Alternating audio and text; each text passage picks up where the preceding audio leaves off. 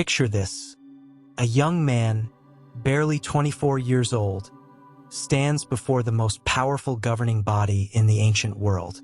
The Roman Senate, composed of the empire's most distinguished citizens, watches as Gaius Julius Caesar Augustus Germanicus, better known as Caligula, accepts the ultimate power that had once belonged to his great-great-uncle Julius Caesar. The senators smile, believing they've chosen a malleable puppet. They couldn't have been more wrong. What began as hope for a return to republican values would transform into a nightmare that would shake the very foundations of Roman society. In just 4 years, this seemingly innocent young emperor would orchestrate some of the most audacious humiliations ever inflicted upon Rome's ruling class, culminating in acts so shocking that they would echo through history for 2 millennia. This is the story of how absolute power corrupted absolutely, and how one man's descent into madness brought an entire empire to its knees. When Caligula ascended to the throne in 37 AD, Rome exhaled collectively. The previous emperor, Tiberius, had been a paranoid recluse who ruled through fear and suspicion from his isolated villa on Capri. His death seemed to herald a new golden age. Caligula's early months appeared to confirm these hopes. He recalled political exiles, distributed generous bonuses to the Praetorian Guard and the people of Rome, and staged magnificent gladiatorial games. The Senate, particularly, felt relieved. Here was an emperor who seemed to respect their traditions and dignity. Senator Marcus Aurelius Cotta, a respected member of one of Rome's oldest families, later recalled those early days with bitter irony. "We thought we had found our savior. Instead, we had welcomed our destroyer." The young emperor's charm was intoxicating. He possessed the golden tongue of the Julian line, capable of moving crowds to tears or fury with equal ease. When he addressed the Senate, his words flowed like honey, praising their wisdom and speaking of partnership in governing the empire. But beneath this veneer of respect, something darker was already stirring. The first warning signs came during the funeral games for Tiberius. While the ceremonies proceeded with appropriate solemnity, those closest to Caligula noticed an unsettling gleam in his eyes when he watched the gladiators die. Senator Lucius Cassius Longinus, a keen observer of human nature, confided to his wife that the emperor seemed to find more pleasure in death than was proper for a Roman leader. "He watches the killing with the intensity of a cat watching a mouse," Longinus told her. "There's something unnatural in his gaze." By the end of his first year, the treasury that Tiberius had so carefully preserved was nearly depleted. Caligula's extravagant spending on games, festivals, and building projects had consumed decades of accumulated wealth in mere months. When the Senate gently suggested fiscal restraint, they witnessed their first glimpse of the monster lurking beneath the imperial purple. The emperor's face transformed from genial warmth to cold fury in an instant. "Are you questioning my judgment?" he asked, his voice dropping to a whisper that somehow carried more menace than any shout. "Do you forget who stands before you?" The senators quickly backtracked, but the damage was done. The mask had slipped, if only briefly, and those present understood that their young emperor was not the partner they had hoped for. The transformation of Caligula from beloved ruler to despotic tyrant didn't happen overnight. Like a slow poison, his megalomania seeped into every aspect of Roman governance, corrupting the very institutions that had made Rome great. It began with the small indignities. During Senate meetings, Caligula would arrive hours late, keeping the empire's most distinguished citizens waiting like supplicants in an antechamber. When he finally appeared, he would often be accompanied by his horse, Incitatus, whom he claimed possessed more wisdom than the entire Senate combined. Senator Gaius Scribonius Curio, a man whose family had served Rome for generations, found himself forced to greet the horse with the same formal bow he gave the emperor. The humiliation burned, but speaking out meant death or exile. the emperor's contempt for senatorial dignity manifested in increasingly creative ways. He began requiring senators to run alongside his chariot for miles, their togas billowing as they struggled to keep pace with the imperial horses. Those who faltered or collapsed were publicly mocked and sometimes stripped of their positions. "Look at them," Caligula would laugh to his courtiers as elderly senators gasped for breath. "These are the men who think they're fit to govern Rome? They can barely govern their own legs." But it was the emperor's relationship with the senators' wives that would prove most destructive to the fabric of Roman society. Initially, his interest seemed merely social. He began inviting senatorial couples to intimate dinners at the palace, events that were considered great honors. During these gatherings, Caligula would regale his guests with stories of his divine ancestry, for he had begun to believe he was literally descended from the gods.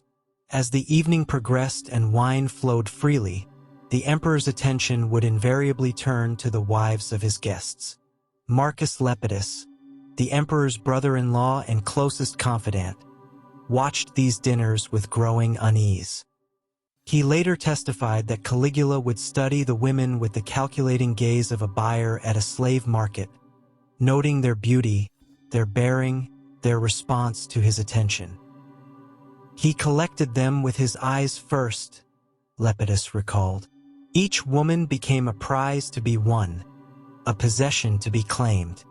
The first wife Caligula openly pursued belonged to Senator Aulus Plautius, a military hero who had served with distinction in Germany. Plautius's wife, Pomponia, was renowned for her beauty and virtue, qualities that seemed to inflame rather than deter the emperor's interest. At a public banquet celebrating the games, Caligula rose from his couch and walked directly to where Pomponia sat beside her husband. Without preamble, he extended his hand to her. "Come," he said simply, "dance with your emperor." The assembled guests fell silent. Pomponia looked to her husband, her eyes wide with shock and fear. Plautius's face had gone white, but he knew he was trapped. To refuse the emperor meant death. To comply meant the destruction of his marriage and honor. With trembling hands, Pomponia accepted the emperor's offer. As they moved to the center of the room, Caligula's hands wandered far beyond the bounds of propriety. The assembled senators and their wives watched in horrified silence as their emperor publicly groped another man's wife while her husband sat powerless to intervene. When the dance ended, Caligula didn't release Pomponia immediately. Instead, he held her close and whispered something in her ear that made the color drain from her face. Only then did he return her to her husband, his message unmistakably clear. No woman in Rome was beyond his reach. As Caligula's reign progressed into its second year, his methods of humiliation became more sophisticated and theatrical. The emperor had discovered that public shame was far more effective than private punishment in breaking the spirit of his enemies. He began hosting what he called honesty sessions in the Senate House. During these gatherings, senators were required to confess their true feelings about imperial policies. Those who praised too enthusiastically were mocked as sycophants. Those who offered mild criticism were branded as traitors. It was a game with no winners, designed solely to demonstrate the emperor's absolute power over Rome's elite. Senator Cassius Chaerea, a veteran of Germanic campaigns and a man of unshakable integrity, found himself targeted during one of these sessions. Caligula had grown to despise Chaerea's military reputation and moral authority among his peers. "Tell us, brave Chaerea," the emperor said, his voice dripping with false admiration. "What does our greatest warrior think of his emperor's divine nature?" Chaerea, knowing he was trapped, chose his words carefully. "Caesar's divine nature is beyond my understanding." "Beyond your understanding?" Caligula's eyes gleamed with malicious delight. "How humble! Perhaps you need a closer examination of divinity." What followed was a carefully orchestrated humiliation. Caligula ordered Charia to crawl across the Senate floor and kiss the imperial ring while reciting prayers to the emperor's divine essence. The proud soldier, whose courage had never been questioned on any battlefield, was reduced to a groveling suppliant before his fellow senators. But the emperor's cruelest innovations were reserved for the wives of his enemies.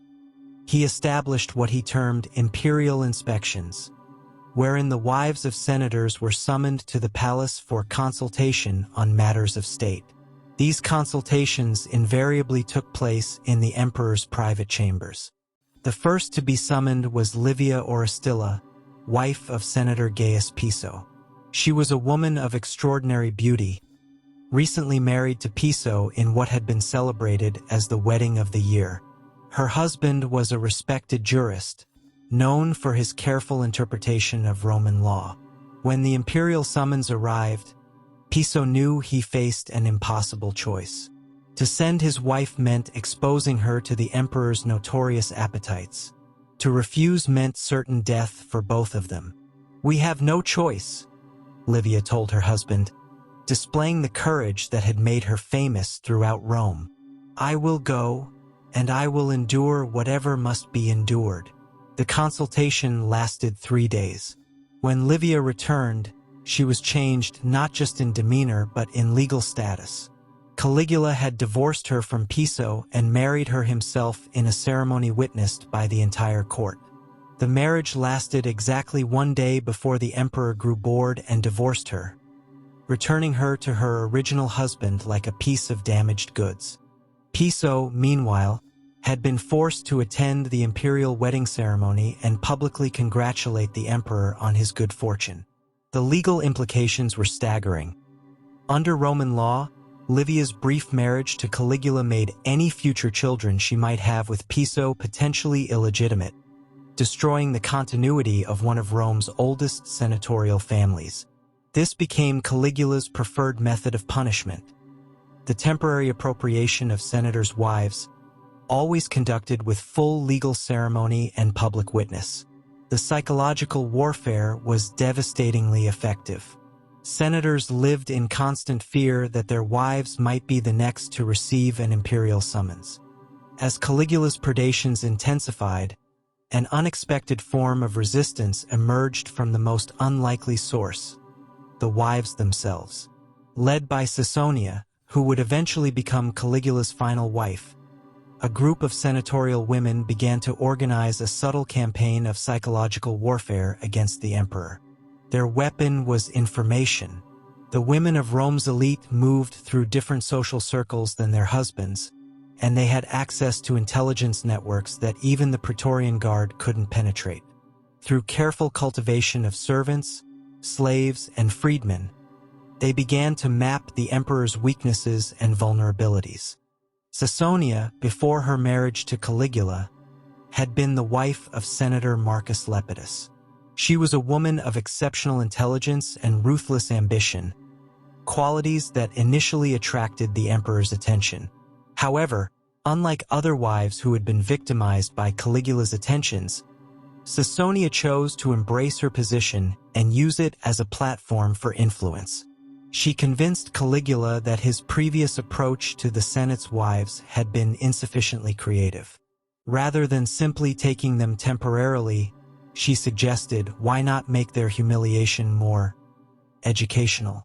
"These women think they're untouchable because of their bloodlines," she told the emperor during one of their private conversations. "Show them that breeding means nothing in the face of imperial power." Acting on Caesonia's counsel, Caligula devised his most audacious humiliation yet: the Wives' Senate. He announced that the empire would benefit from feminine wisdom in governance and formally invited all senatorial wives to participate in government. The invitation was, of course, a trap. When the women assembled in a specially constructed chamber adjacent to the real Senate House, they found themselves not discussing policy but participating in increasingly degrading competitions designed to demonstrate their supposed intellectual inferiority. Face of imperial power. They were forced to debate absurd topics: Whether horses or donkeys made better senators, whether the color purple was more divine than gold, whether their husbands' military achievements were real or imagined. The debates were conducted while their husbands watched from a gallery, powerless to intervene as their wives were systematically humiliated. Julia Livilla, sister of the late Emperor Germanicus and one of the most respected women in Rome, found herself arguing that her late husband's victories in Germany had been gifts from the gods rather than demonstrations of military skill. Her opponent in the debate was a former gladiator whom Caligula had elevated to senatorial rank specifically for this purpose. The cruel irony was not lost on anyone present. Rome's most noble women were being forced to debase themselves in front of men who would never have been permitted in their presence under normal circumstances. But the wives' senate served another, more sinister purpose. It allowed Caligula to observe the women closely, noting their reactions, their breaking points, their individual vulnerabilities. This intelligence would prove crucial in his next phase of psychological warfare. By the third year of Caligula's reign, the emperor's behavior had escalated beyond mere cruelty into what can only be described as systematic psychological terrorism. His treatment of the senatorial class had created an atmosphere of such fear and uncertainty that normal governance had become virtually impossible. The emperor's latest innovation was the loyalty lottery. Each month, he would randomly select a senator whose wife would be honored with imperial attention. The selection process was deliberately arbitrary, names drawn from a golden urn in full view of the Senate, to ensure that no family could feel safe. Senator Servius Sulpicius Galba, future emperor but then merely a distinguished military commander, watched his name emerge from the urn with the sick certainty of a man witnessing his own execution. His wife, Aemilia Lepida, was known throughout Rome for her virtue and piety. She had dedicated her life to charitable works and was beloved by the Roman people. "Ah, Galba," Caligula said, savoring the moment, "your wife has been chosen to assist me in spiritual matters. She has such a reputation for purity that I'm curious to see if it's deserved." The summons came the next day. Aemilia Lepida was to present herself at the palace for a week-long religious retreat, during which she would help the emperor commune with the gods. Everyone understood the euphemism, but Aemilia surprised everyone, including her husband, with her response. She appeared at the palace as commanded, but she came accompanied by her 2 young daughters and her aged mother. When the imperial guards attempted to separate her from her family, she spoke words that would be remembered long after Caligula's death. "I come willingly to serve my emperor, but I serve also the gods of my ancestors.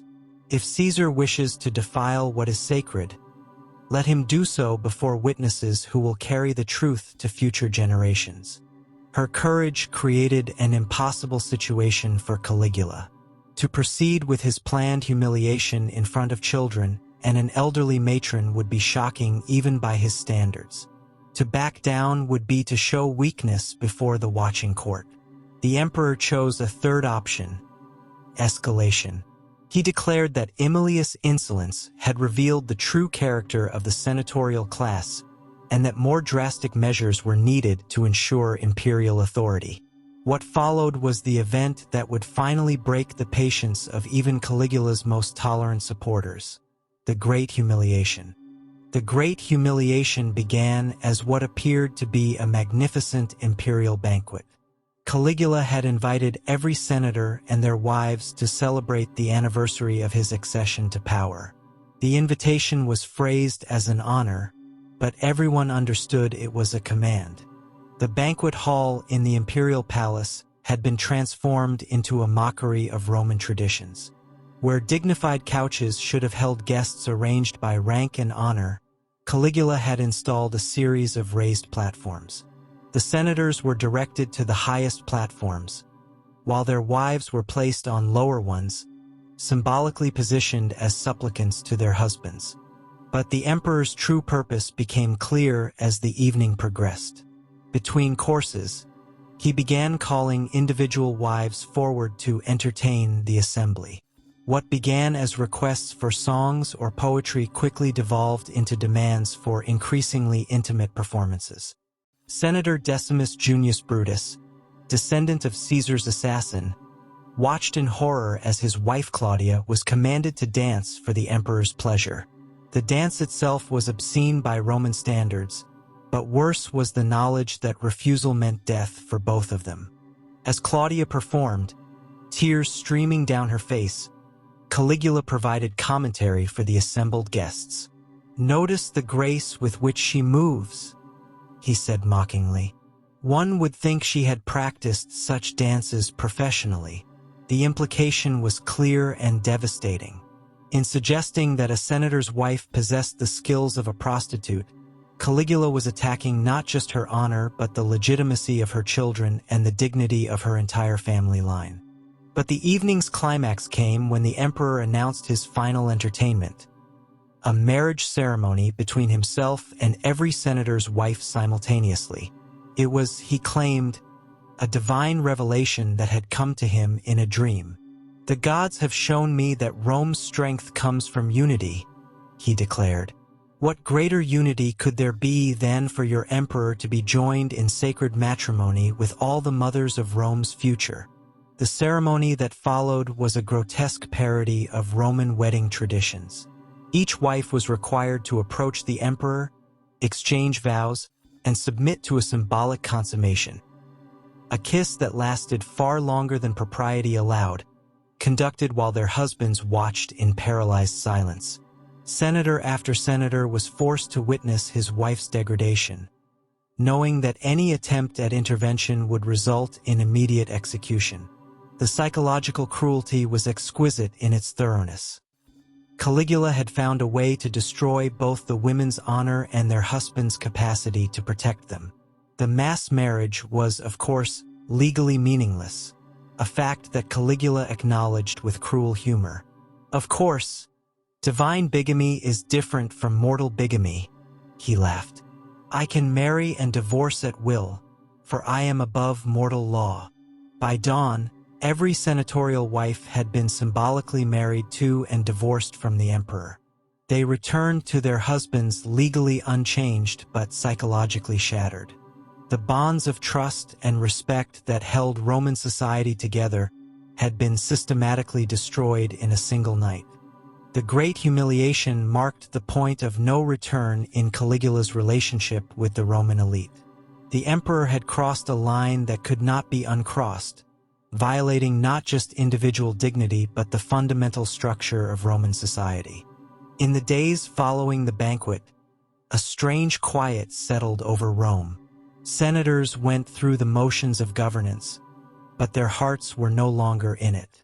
Their wives, many of whom had been pillars of Roman social life, withdrew from public view. The vibrant cultural and political discourse that had characterized Roman elite society withered and died. But beneath this apparent submission, something far more dangerous was taking root. A conspiracy that would ultimately cost Caligula his life. The conspiracy began, ironically, with the women, led by the same intelligence network that had originally tried to resist Caligula's predations.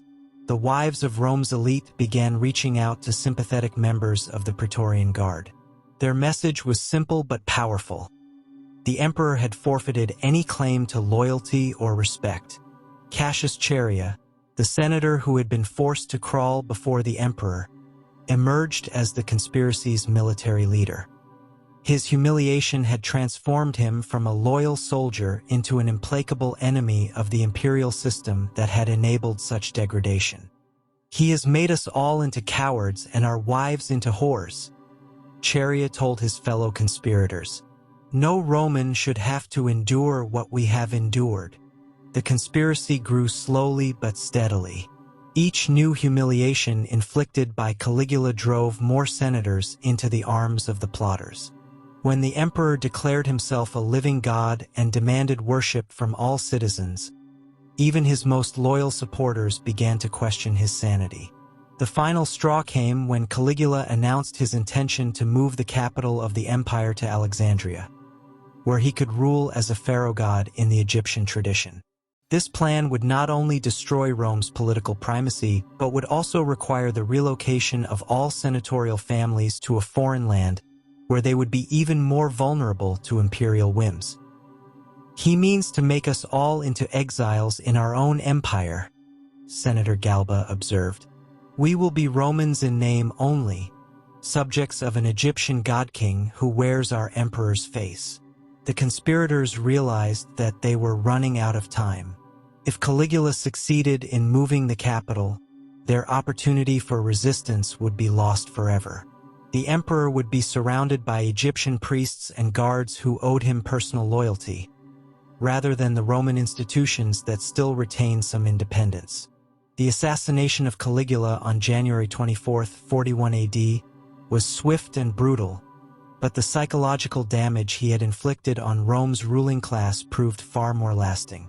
When Cassius Chaerea and his fellow conspirators cornered the emperor in a palace corridor and struck him down with 30 wounds, they were not just killing a tyrant. They were attempting to kill the fear he had instilled in their hearts. The immediate aftermath of the assassination revealed the depth of the trauma Caligula had inflicted on Roman society.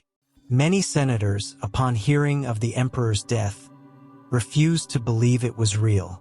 They had become so accustomed to living in terror that freedom seemed impossible.